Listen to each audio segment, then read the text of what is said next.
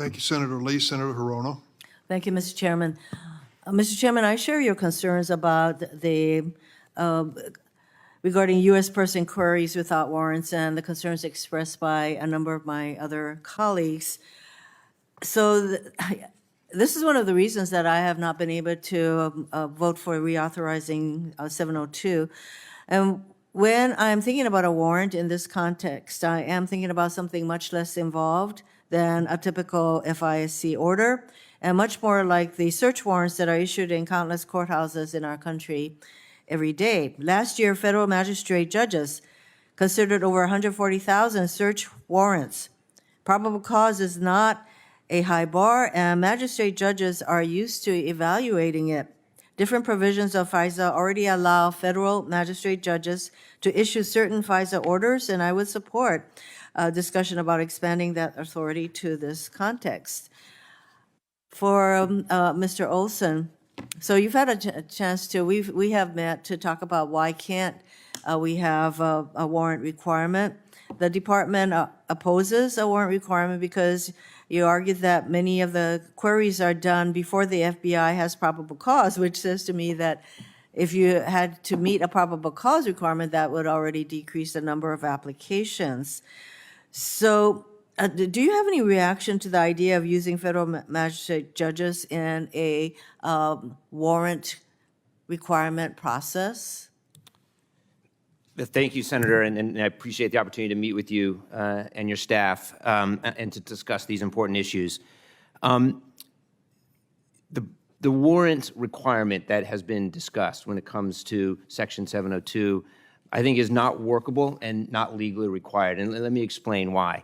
First, every judge that's looked at this issue, every federal judge, including judges on the FISA court, have concluded that a warrant is not required under the Fourth Amendment for searching the lawfully collected data that is in the FBI holdings. So there's no legal requirement, but putting that aside, because there are indeed privacy and civil liberties implications to the FBI searching with the U.S. person identifier.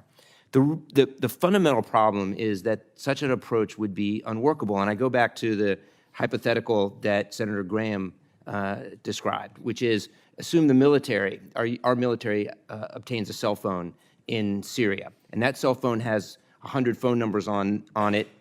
30 of them are U.S.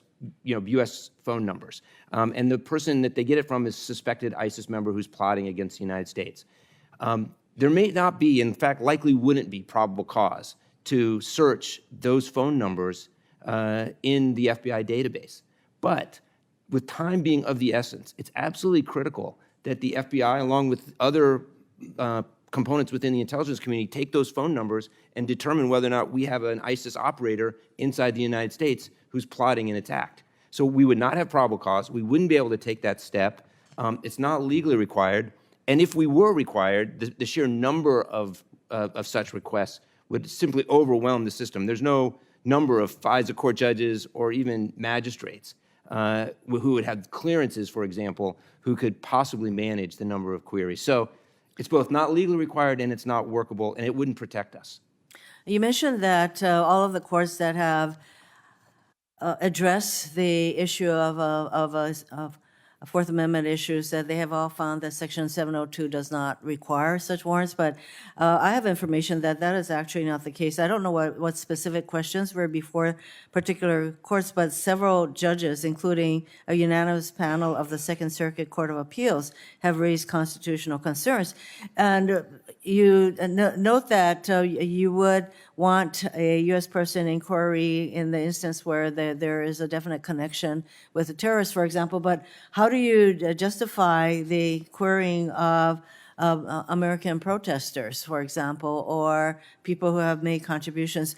I think that the 702 is way too broad. It does raise constitutional questions, and I'm just searching for some way that is not going to stop the legitimate reasons for why we need 702, but also to address the constitutional questions. And it occurs to me that maybe having magistrate judges who are very used to determining probable cause can be utilized in this regard, so that we don't have the situation of protesters' information being accessed, or political contributors that has no connection to terrorists, for example. So, I am hopeful that we can figure out a way to find some way. I think I heard you say that you're okay with some reforms, and I know that the FBI recently put in a new procedure called, where you record the justification for all U.S. person queries. I would be interested to know what kind of recordation is it, and who determines whether justification was there.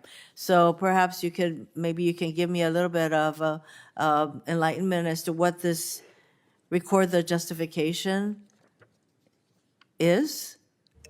Yes, Senator. Mr. Abate? Yes, within our system, the automated system, when the FBI employee who's seeking to do the query, the written justification has to be input into the system, and it's retained there in the records and recoverable forever with respect to that query. And we're making the system adaptations right now to fully put that into place, ensure that those records are retained and that they're reviewable and auditable. My time is up, but I would have a concern as to whether there is any kind of a third-party, independent third-party person who reviews whether there was justification. Thank you, If I Mr. may, Chief. just very briefly, Senator, that's in fact what the lawyers in the National Security Division do. The lawyers who work for me do exactly those audits of the FBI queries. About half the field offices each year, we review all of the queries that were done, and we review those justifications, those written justifications, to ensure that they meet the legal standard for searching the data. So again, I appreciate your interest and look forward to working with you further on this. Senator Kennedy is recognized for 5 minutes. Thank you, Mr. Chairman. I guess my